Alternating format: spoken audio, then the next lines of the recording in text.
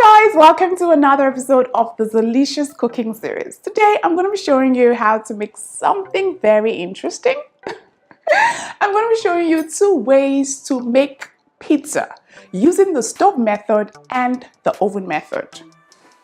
Are you interested in learning how this is made? Alright, let's go right into the cooking action. But hold up. If you haven't subscribed to the channel yet, what are you waiting for? Hit the subscribe button and the bell just right beside you so you can get instantly notified whenever I upload a new video. And of course, please like this video if you like what you see after watching it, because I always love to see your likes. Alright, now we can go into the cooking action.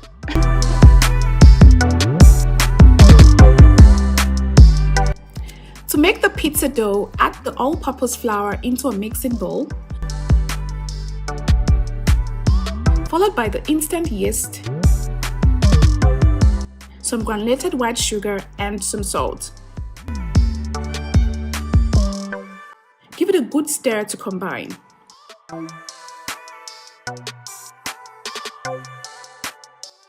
Make a hole in the center and add the egg, then mix again to combine.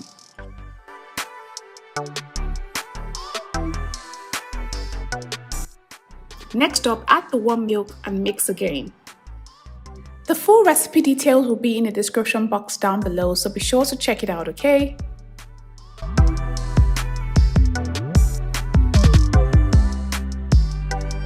The soft butter goes in next. This time we have to get the hands to do the job. So go in with your hands and mix all the ingredients together till a dough is formed.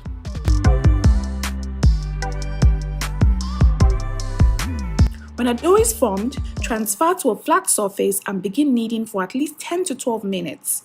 Kneading the dough will help activate the gluten and give you a very soft and stretchy consistency, which is exactly what you want.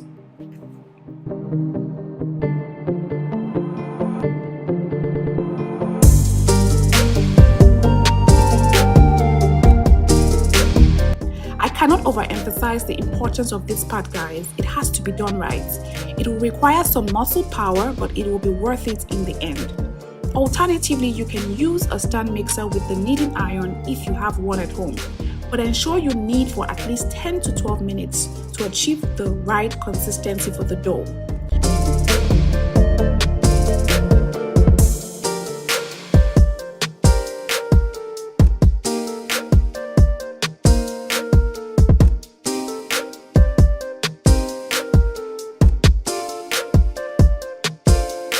The dough should be very soft and should bounce right back up when poked with a finger.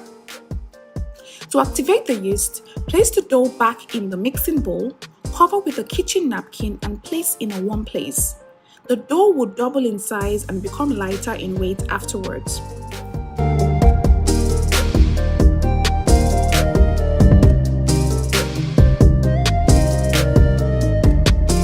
While it is rising, go ahead and prep the pizza toppings. A typical pizza topping is made up of the sauce, the vegetables, proteins, and lots of cheese. You can use a store-bought pizza sauce or any tomato-based sauce, or you can just make your own pizza sauce at home. My homemade pizza sauce is very easy to make and is one sure way to pack lots of vegetables into your meal. I use a bunch of veggies to create it. For this, I'm using onions, green and red bell peppers, some carrots, celery, tomatoes, and Scotch bonnet peppers. Cut all the vegetables in tiny chunks, then add some oil to a pan and heat up on medium heat.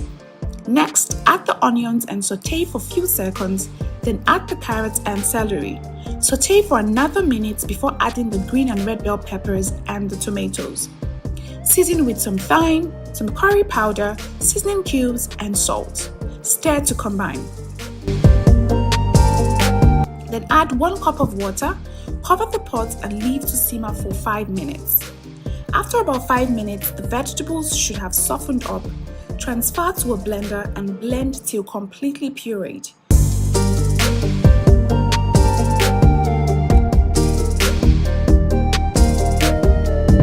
You should have a creamy consistency afterwards.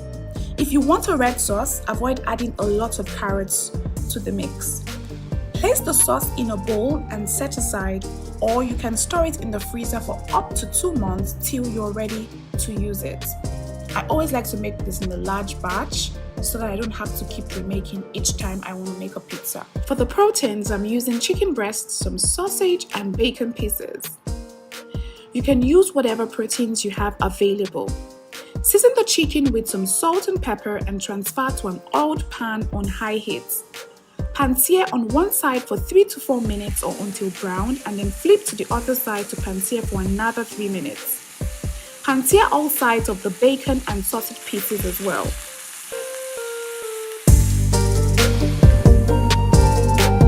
Take off the heat, cut in bite-sized pieces, place on a plate and set aside.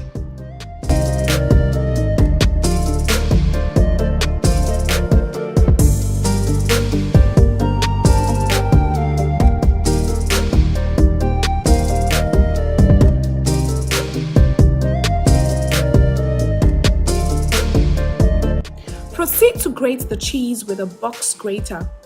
Mozzarella cheese is usually the cheese option for making a pizza because of its very stretchy consistency. After grating, set on a plate and set aside.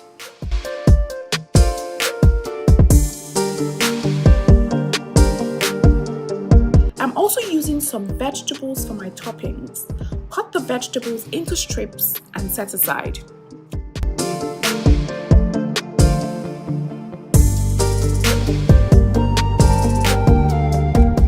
Like I said earlier, you can either make your pizza sauce at home or use a store-bought pizza sauce or any tomato-based sauce of your choice.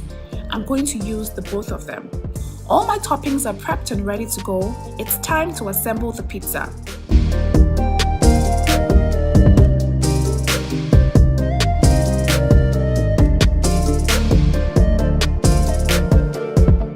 At this time, the dough should have doubled in size. Remove it from the mixing bowl and place on a flat surface. You can see how soft it is, guys.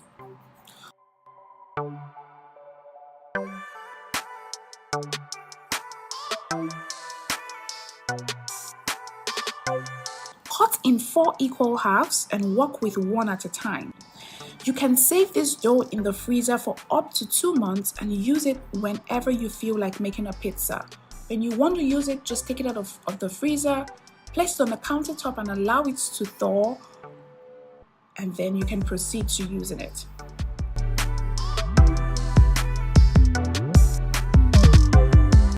For the stove method, take one of the cut doughs and roll out with a rolling pin.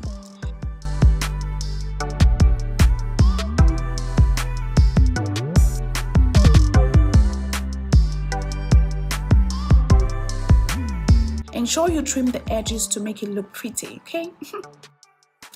Then place a pan on low heat and generously coat it with some vegetable oil. Allow the pan to heat up, then lift the dough and transfer to the pan. Allow to cook on one side for about 3 to 4 minutes or until lightly browned, then flip to the other side and immediately start placing the toppings. Start by spreading the sauce on the surface.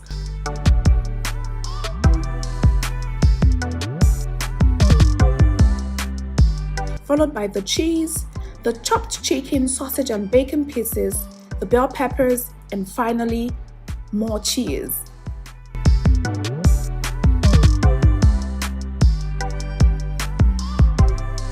Cover the pan immediately and leave to cook for another 3 to 5 minutes on very low heat.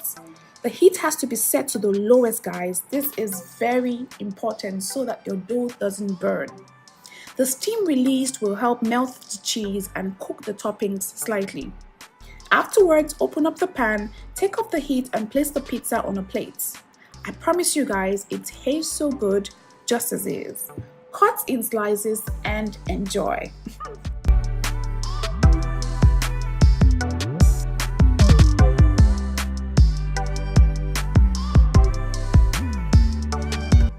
If you prefer to go with the oven method, all you have to do is roll out another dough, grease a pizza tray with oil or cooking spray. If you don't have a pizza tray, you can use any oven-safe tray. Lay the dough on the tray and ensure it is perfectly aligned. Then coat the top with some pizza sauce, followed by the shredded cheese, chicken, sausage and bacon pieces, some more pizza sauce, the bell pepper strips, and finally loads and loads and loads of cheese. Be very generous with the cheese, guys. Place in a 350 degrees preheated oven and bake for 15 to 20 minutes or until the cheese is melted and the dough is slightly browned. Take the pizza out of the oven and cut in slices. At this point, you will feel so good after a job well done.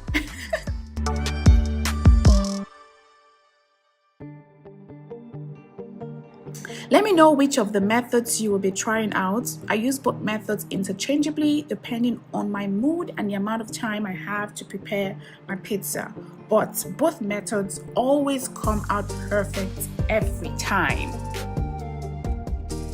So you guys, I know that the procedure or the process in making this pizza is a lot, but I tell you, it's very worth it. I think the only thing that's so tedious about it is the waiting time for when you have to wait for the yeast to rise. And in that time, you can go ahead, of course, and be making the pizza sauce or the proteins and then cutting the toppings that you'll be needing for the pizza. Or you can just do the shorthand method. You can buy the pizza dough from the store, you can buy the pizza sauce from the store, and then you can just buy your the smoked chicken from the store as well and use it as your topping. Just do the shortcuts if you don't want to go through this process. But I tell you, if you go through this process, it's actually really worth it, because when you're done, you literally pat yourself at the back and say, well done, I did a good job, and it will taste really amazing and everyone's gonna love it. If you'll be requesting this recipe, please kindly take pictures and upload to your Instagram, Facebook and Twitter stories and tag me at Delicious Foods so that I can repost on my stories as well for everyone else to see it. Alright guys, I'll see you next time with another mouth-watering and delicious recipe. Until then, remember to be very kind to one another, love yourselves generously, and take care! I can't wait to go and devour my pizza! Bye guys!